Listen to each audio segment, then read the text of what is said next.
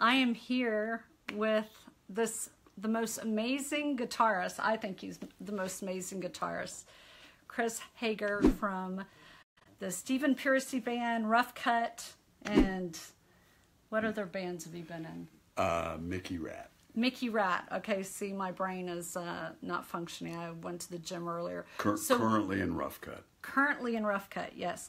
So what we are talking about today is disruption. Okay, disrupting your brand. You guys all know that I am a huge, huge disruptor. Okay, if I wasn't a disruptor, I would not have, become a New York Times best-selling author, been in Forbes. I wouldn't have been on TV, all this stuff. And so disruption is, it sounds negative sometimes, but it's a very positive thing.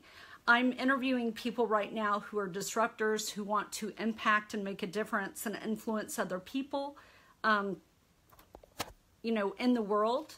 And Chris is doing just that. I want you to kind of give me your history on what you've done and what you're doing, because the one thing about Chris and where he stands out so different is he is a huge advocate, not only this, but so many different other things that he will tell you about. He's a huge advocate for rock stars, staying sober and helping them stay sober and impacting and inspiring them to do so. So tell me a little bit about your history and... First of all, that's true. I am an advocate for that. What I found is some people want help, some people don't, and I'm not here to force anything on anybody. Exactly.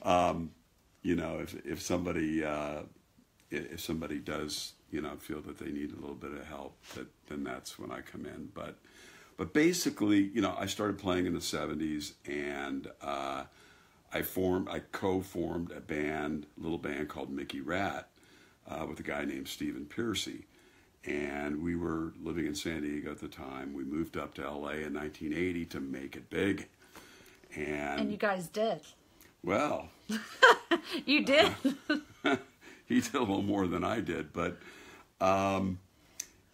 basically, there were a lot of musicians in San Diego, and this is another story in itself, that followed along and also did well in the music industry because of the move from San Diego to LA. So there was a lot of musical talent down in San Diego in the late 70s, early 80s that moved up and made names for themselves up here in LA.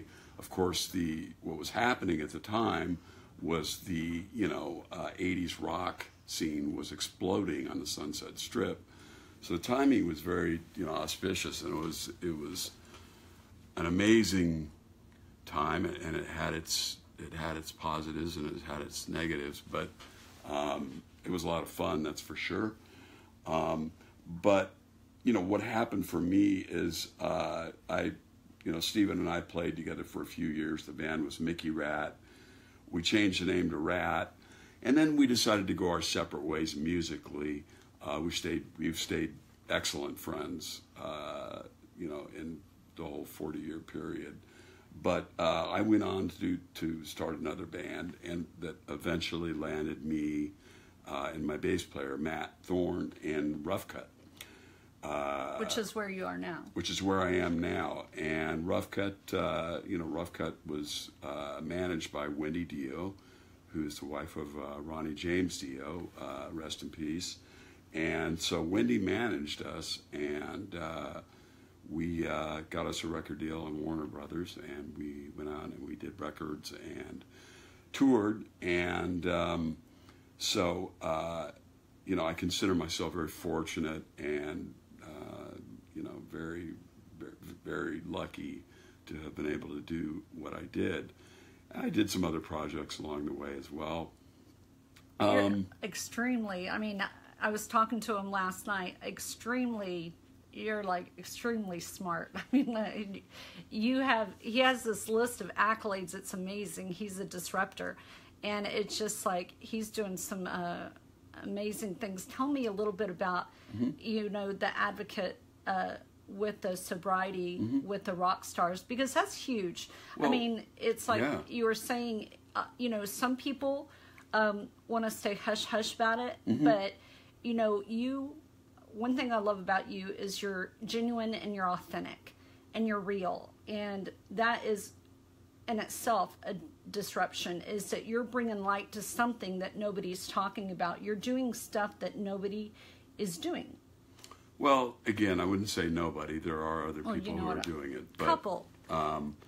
You know, for me, what I know is being in the entertainment industry, period, whether you're playing rock or whether you're an actor or whatever you're doing, there's a lot of temptation, there's a lot of stress, and there's what I like to call an access to excess. Oh yeah. Okay, so when you put those things together, it, you know, can sort of make this witch's brew of something that's not so good. So, you know, just touring alone can be a very, you know, especially as we age, because I've done it both as a young man. You're still 21. What are you talking about? Right, yeah. Thank you, though. I've done it in my 20s, and I've done it in my 50s, and it doesn't get easier. So, you know, there's schedules, there's flights, and the traveling can be brutal. Oh, yeah. So lobby calls, interviews, that's right. Everything. That's right. And then, not to mention that, but the temptations that are upon you at the various venues that you play at. There's always people who are more than willing to, you know, either buy you drinks or share their drugs with you or whatever you want.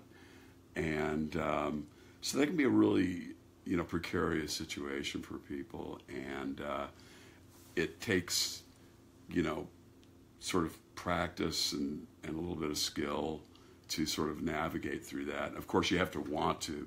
So this is, you know, this is only for people who want to, right? Because I'm not assigning good or bad on any of this. It's like some people choose to do what they do, and you know, it's a choice, right? And you know, so it just so happens this is my choice, and you know, I decided that I had a bad drug problem that developed through the 80s and into the 90s. And, you know, the 80s was a time of partying. It was all about Jack Daniels and cocaine and whatever else. Yeah. Then in the 90s got even worse because there was other drugs like heroin became prevalent. And that's, as we all know, that's a big problem right now. Yeah, it is. Excuse me, I'm just going to wet my whistle here. So anyway, there's a lot of temptation, and it can be a very precarious situation, as I said. So anyway, I'm just, you know, one of the things I decided that I wanted to do when I got sober was that, and by the way, I had originally got sober in 93. I had 15 years clean and sober, and I relapsed. I just got 5 years again. And so I have a lot of empathy for, you know, people who have tried to stay sober and have not, you know, maybe not been successful or stayed sober and gone back to it.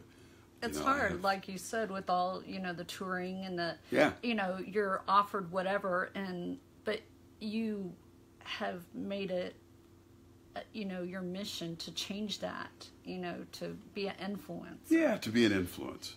That's all. You know, I'm not trying to tell anybody what to do. So, let me emphasize that. No. It's a choice. There are some people who need certain medications. I'm not trying to, you know, put any right or wrong, assign any right or wrong to it, good or bad. I just knew that for me, it was ruining my life. And that I needed to change that. So you know, basically that's that in a nutshell. That's where I'm at with that. And you, what do you do for other? You know, are you an advocate to other rock stars that maybe have a problem or want to get sober, you know, what are you doing? What do I do? Yeah. Well, I have ways that I have a website. I have which is chrishagercoaching.com. Did you guys get that? Say it one more time so people can. It's very easy. chrishagercoaching.com. Chris Hager Coaching. CHRISHAGER.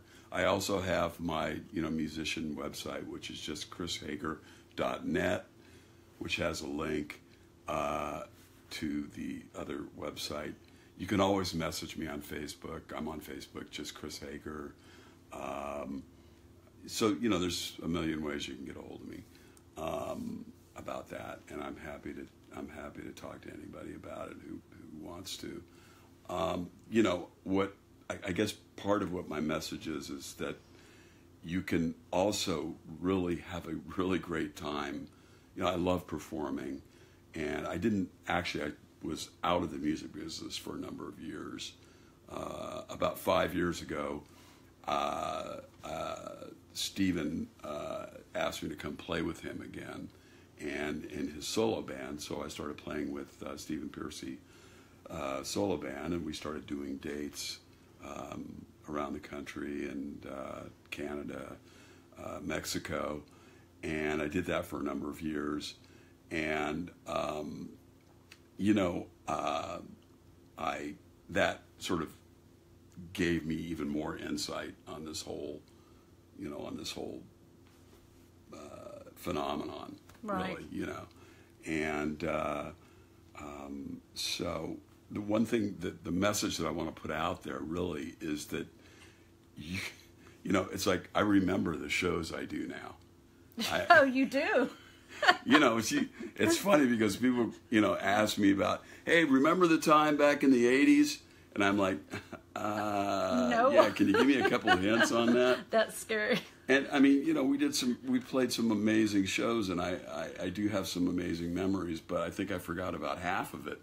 Oh, geez. I mean, we were doing, we were doing arenas and stuff, backing up Ronnie Dio for a year, and I think maybe I remember, a percentage, a small percentage of those shows, but now I get to remember, and I find that a lot of musicians, the problem is they think that if they if they stop drinking or stop using, that they're going to lose their edge.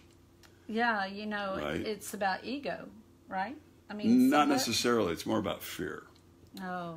So it's about like, hey, I'm going to lose my edge. I'm not going to be able to write. I'm not going to be able to perform. Let me tell you, that is a fallacy. Yeah, it's funny. Fear is based on what might happen. Mm-hmm. Guys, seriously, fear is based on what might happen. And I've started interviewing amazing people like Chris and other people, from authors to entrepreneurs to celebrities on disrupting your brand and being a disruptor, because my mission is to bring light to people like Chris who empower, inspire, and want to be different and are different out there. And he's been so real and transparent with us. And it's like, I want you to ask yourself, in your own life, how are you a disruptor? What are you doing differently, or how can you do something else differently? Example, not to put on myself, it's, I'm very blunt. I tell people, I was telling Chris earlier that I tell people Facebook pages don't work. People will go and like your page once, not to go back again. How everything that has happened to me has happened is because I'm a disruptor. I didn't want to just stay on Facebook where I'm incubating myself. I went out and I ventured off to Instagram, Twitter, other sources like video, and people are afraid. You have no idea how people are afraid of social media. They are scared to death of social media. Oh my God, it's not going to take, it's too much time, or, oh my God, what if I get too big? Or that was my thing is when Michael Beckwith found me, and he found me on YouTube, my biggest fear was, oh my God, I'm going to be known by the world. He's been on Oprah. He's been on, all this stuff. And it's amazing. We're talking about fear. It's based on what might happen. You have some really big things coming up. I've got some really huge things coming up as far as interviews with people like big big people. I mean, like, that are followed by like half the country and so forth. And, you know, I could allow fear to hold me back, and you could allow fear to hold you back, and you guys could allow fear, whether it's social media or, you know, starting that business or starting a coaching program. You don't have to know the how, you just have to do it. And that's what Chris, I mean, he's, you know, an entertainer and musician, you know, he's coaching people on, you know, making a difference in their lives. And you also want to do other things. Not just drugs and alcohol. It's not just drugs and alcohol. I don't want to limit myself to that. No. Actually, you know, my message is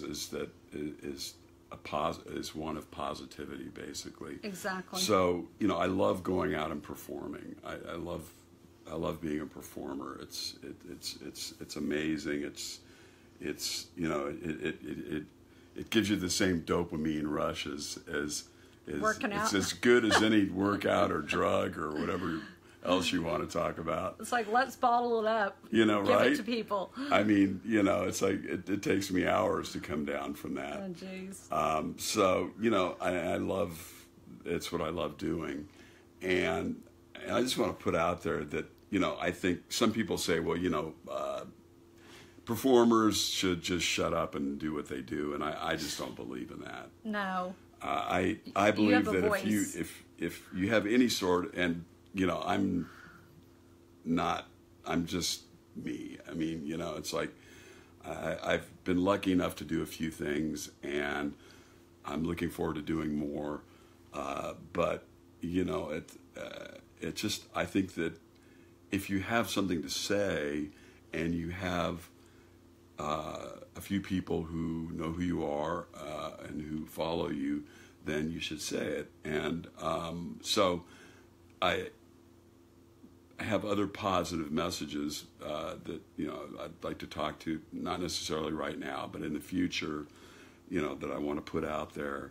And basically, you can have a great time doing what you love doing in your life and have a positive message and see if you can help a few people. And that's all I'm trying to do, is see if I can help a few people. Exactly. You know, it's like, I'm not trying to, you know, you know, I'm not going to change the world here, you know? You're not? Jeez. Spencer, you know who this is. Yeah. So we are talking with Chris Hager from Mickey Ratt, from currently in Rough Cutt, and played with Stephen Piercy of Ratt. And that was, you know, I'm a huge, you know, fan, of course, from the 80s. I'm revealing my age. Yeah, well, we both did it, right? Yeah, I know.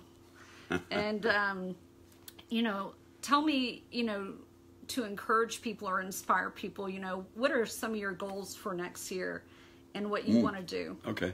Well, yeah, I've just actually recently gotten into composing.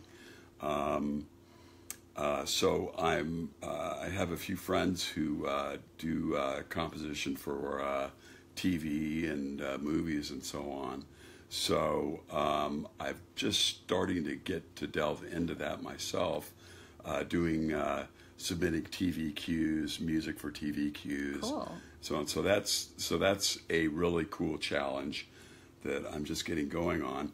Rough Cutt, I'll give a little plug here. We are currently shopping a record deal. Looks like we may have one. You will. And we're going to be doing some dates this year. We're doing the Monsters of Rock cruise in February. We're going to be playing the Rainbow parking lot party in April, and then we have shows coming up later in the year. Hopefully we'll do some festivals, and so I'm excited about that.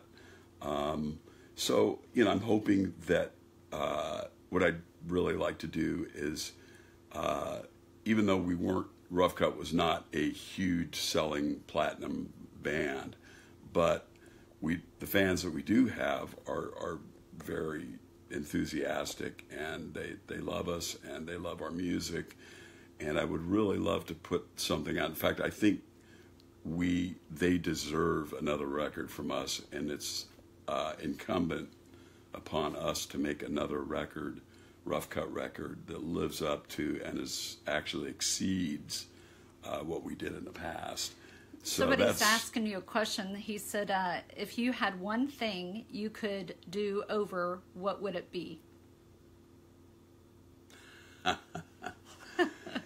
Oh, boy, that's a good one, Bardi. Thanks a lot.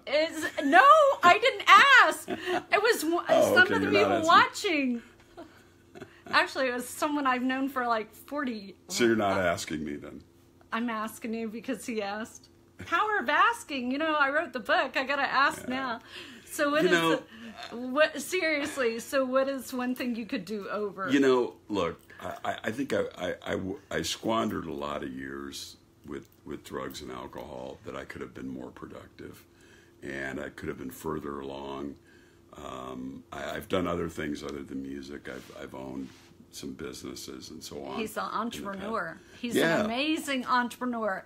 So, you know, perception, guys, like, he's not just a musician and entertainer, he's an entrepreneur.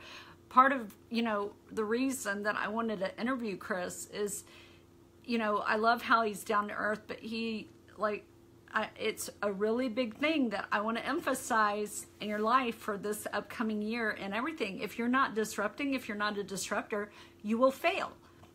I might sound harsh. You guys know I'm blunt as heck, but it's like you will fail. If you're not a disruptor, if you're not doing something different than everyone else is doing and being a leader and not, you know, doing what everyone else is doing on Facebook or, you know, same thing with marketing, it's not going to work. And so he's done some amazing stuff, you know, has several companies, is, you know, creating several companies. He's a go-getter for sure.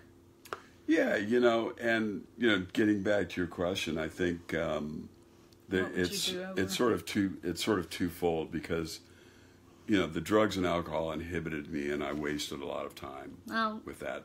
On the other hand, there's another side to that. The other side to that is if it weren't for that, I don't think I would have, in fact, I know, and don't think, I know that I wouldn't be the same person that I am now. No, I wouldn't have the insight. You might not be here if you had stayed with drugs. Well, I'm saying if I'd never gotten into them at all. Yeah, exactly. Which there are people out there who haven't, you know, and who've, you know, stayed focused and have accomplished great things and made a lot of money and so on. So it's sort of a mixed bag, you know. It's like, you know, we have a saying, you know, it's almost like I'm grateful to be, you know, an addict because it opened so many other doors for me and made me think differently than I would have had I not become an addict, because there's just so much that goes along with that, and you have to really to break free of that. It forces you to delve into your own psyche, and it forces you to look at yourself, and it forces you to come to terms with not necessarily positive things, in fact, negative things about yourself. And then, you know, that opens up other opportunities. So I don't know, you know, I'd say it is what it is. It had to be what it was. And, you know, I wish I would have finished college, actually. I think that would have been good. I took some, and you could say, well, it's never too late, Chris, but, and that's true. It's not, but I think I have other things that my time with it to do with my time that are more important than that. So what do you want to do in 2018? 2018. Well, as I said, I want to make a Rough Cutt record. I want to perform. Also, I want to plug Ultimate Jam Night at the Whiskey when is here. That? It's tomorrow, actually. You didn't invite me. Well, you're invited. Okay, cool. We're going. Tomorrow night. It's every Tuesday night at the Whiskey Go-Go. Okay. And it's put on by some great great people here around town, and they are one of the things I think that's so great about Ultimate Jam Night is you get some amazing musicians, fantastic musicians there who are keeping classic rock alive. And so... you have some examples of some of the people that end up at Whiskey A Go-Go? Some of the performers? Mm-hmm. Man. Yeah, I can't think of any off the top of my head, but I mean, you've got all sorts of rock stars that have been there. You know, that'll be fun. I mean, I'm just, I'm humbled to play with a lot of these guys. Jeez. I've played with people that I would never have ever played with in my life, and people that I grew up listening to their music, I've been on stage with, and so, which is really cool. It's amazing who inspires us. A lot of people. I mean, I'm inspired by, other authors and other entrepreneurs, and it's like, it's amazing. I love what you said about gratitude. I'm really huge on gratitude. Is you have to be grateful for the negative as well as the positive. Good way to put because, gratitude is a form of partnership. The reason Forbes wrote the story on me was how gratitude advances marketing. And it seems like, gratitude out there, I talk about it very positive, but I've had to look at my own life and be grateful for the negative things that have happened to me. Mm-hmm. And I've had several. And I'll be transparent, from 2013 to about 2015, I went off the grid. Because I shared with Chris, I had a stalker, but I also had about 5 people pass away in my family. Now, that might sound morbid. Why are you talking about something negative?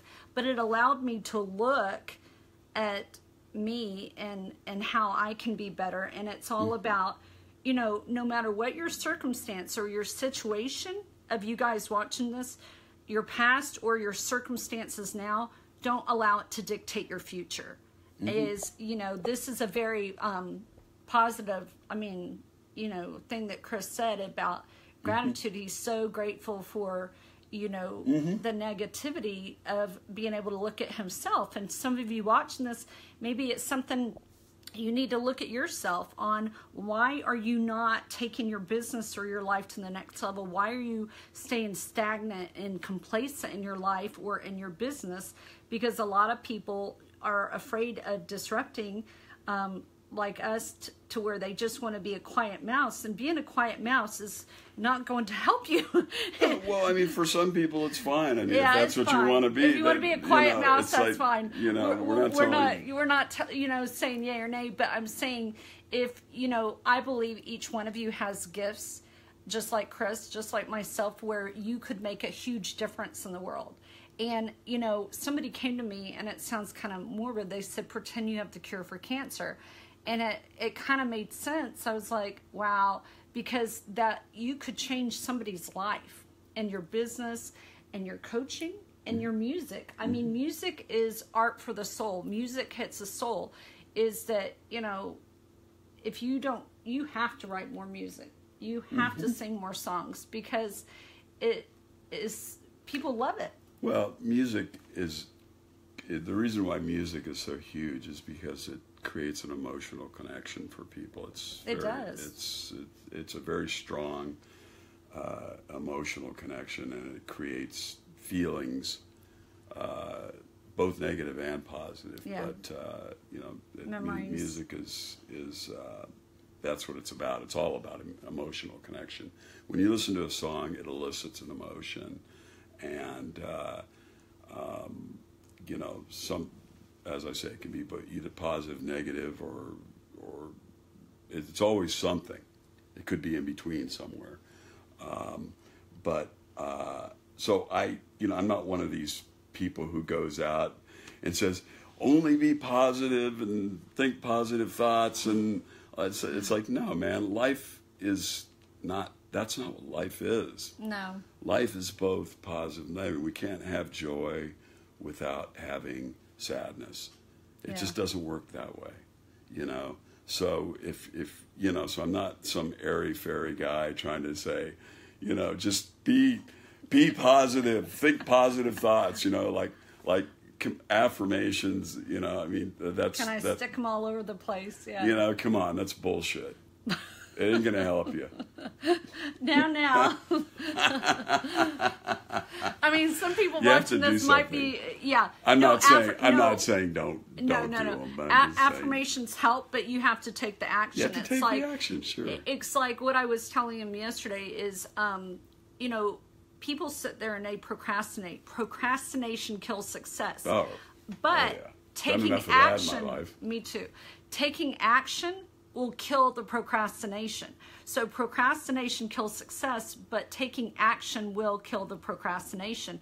I mean, when I just shared with you that I had the stalker and I lost all these people in my life, I went to a nasty funk. I mean, I want to share this with you because a lot of people have this persona or perception, let's say of Chris, you know, that he's a very famous rock star, entertainer, musician that probably has the perfect life. I wouldn't say very famous, but... Perfect life. And, you know, here I'm an author, been on TV, yada, yada, yada, in Forbes, that has the perfect life. I would be lying to you if I said I have not had my struggles. And the reason we're sharing this and being transparent is that we want to empower and inspire you, you know, because I know some of you watching have struggles, but you keep them within inside. That made sense. Everybody has troubles. Everybody has troubles, you know. So you have any last words? Any last words? Sounds like I'm getting ready to croak.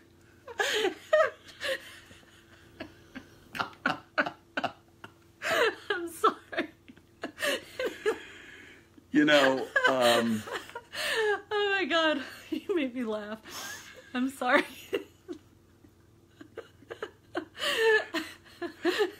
Buy my records.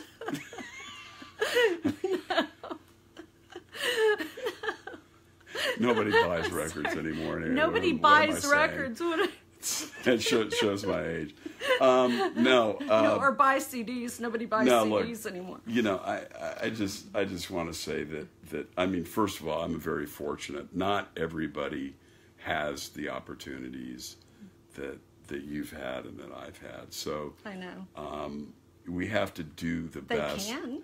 That, well, you know, if you look at if you look at, you know, I made a post the other day on Facebook on Thanksgiving, and it turns out that 795 million people go to bed hungry every night.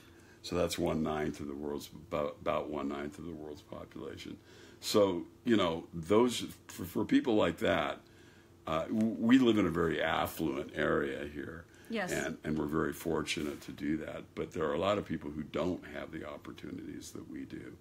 And it's extremely difficult for them to break through. And yet a lot of them are still grateful that they're you know, that they still have an attitude of gratitude. But when you're starving, it's, you know, difficult to do anything. And so, you know, yes, we'd all like to eradicate that and to, you know, eradicate that situation. And that's something that I hope we can, you know, one day do. But, you know, I'd say here in the U.S., we have a lot of opportunity, right? So, you know, staying positive, yes, absolutely. But taking actions and, as you say, not being afraid to not being afraid to disrupt and think about what you're doing and see if there's other things that can be more fulfilling, because I think having purpose in life is extremely powerful. So if you're just going through life without if your purpose is just to distract or yourself with, you know, the multitude of distractions we have these days, or just to, you know, or just to feel good about yourself, then you're going to reap what you sow. Exactly. But, so I think having a purpose in life, a positive sort of life-affirming purpose, is important. And So, I'm fortunate enough to get to perform. I'd like to do it more, and hopefully I will this year. But I realize there are other things in life that are just as important and that are going to fulfill me as I age. Somebody said press through the resistance. I mean, and that's exactly, what we have both done, but we encourage you to do is to be a disruptor. If you're, for instance, a realtor, what makes you different than every other realtor? A lot of people are told, in their businesses, even I'm using Facebook as an example, like Facebook pages, get a Facebook page. And of course, I'm the one that sits there and says Facebook pages don't work. People will go and like them once, not to go back again. People stay in their little comfort bubble on social media where they're fine just on Facebook. Well, I've had people say, well, I don't like Twitter. I don't understand it. Well, Twitter and Instagram and YouTube is, if I had never gotten on Instagram especially, I would not be where I am now and going to the places I am now. And so it's like... yay for social media. Yay for social media, but don't be afraid of it. And when Lori says press... But don't get addicted to it. Okay, you're not helping. Yeah, you have to... what? Because it is addictive. It is. But you know what I did find? Okay, so I didn't tell you this. A few years ago, I'm a software geek. I discovered, or I actually created a software program on how you can post to multiple social media sites at once so that you don't have to manage them all, but you're getting out to the masses. Rather than just staying on Facebook, that's a disruption. That's like getting your word out, getting seen, getting heard. Because if you're just staying on Facebook and you're afraid of Twitter, it's not going to work for you. Building your business, building your brand on social media is not going to work for you. It's like if Chris stayed doing one thing without going out and doing coaching and all these other ideas in his head, he's not going to help other people, and that's his heart. He has a huge, huge heart. He's a big koala bear. A koala bear. He is. Trust me. I've got my vices. I'm not perfect. I don't claim to be. We've all got our things about us. So yes, if you want to build your brand, you got to contact Bardi, right? Well, thank you. Because she's going to help you do that, and that's what she's an expert at. So I urge you to contact her if you're looking to increase your social media presence. You don't have to give me a plug, but thank you. That's okay. And so you have, instead of you're plugging me, any last words, it's any last thoughts, any last positive thoughts before we let these amazing people who have been watching us go? I'd say, just first of all, thanks for having me. Oh, thank you for being here. I'm grateful to be able to do this. It's great. It's all about empowering and inspiring, and we want to encourage you to be a disruptor, to change your life. There will be a link below in this video where you can find out more about Chris, and I'm going to put his links, how you can contact him, and then also about disrupting your brand and so forth. So so tomorrow night, Whiskey a Go-Go. Whiskey a Go-Go, I'll be there with a bunch of other amazing musicians. And I will be there. And they can find you on Twitter, Instagram, Facebook, everywhere. Yeah. Even Google Plus. I don't think anybody uses that, but I left Google Plus. Is there anybody on there even? No, I don't know. not anymore. Yeah. No, we're all on Instagram. I'm on Instagram. Go to Instagram. Yeah, Facebook, Instagram. Yeah. Anyway. Twitter. Any last minute things to say? We appreciate you. I'd say, have a great day. We are grateful for you. I hope that, you have hope a you got day. Something. Yeah. I know you got something out of this. So, anyway. And look out for a new Rough Cutt record. Cool. All right.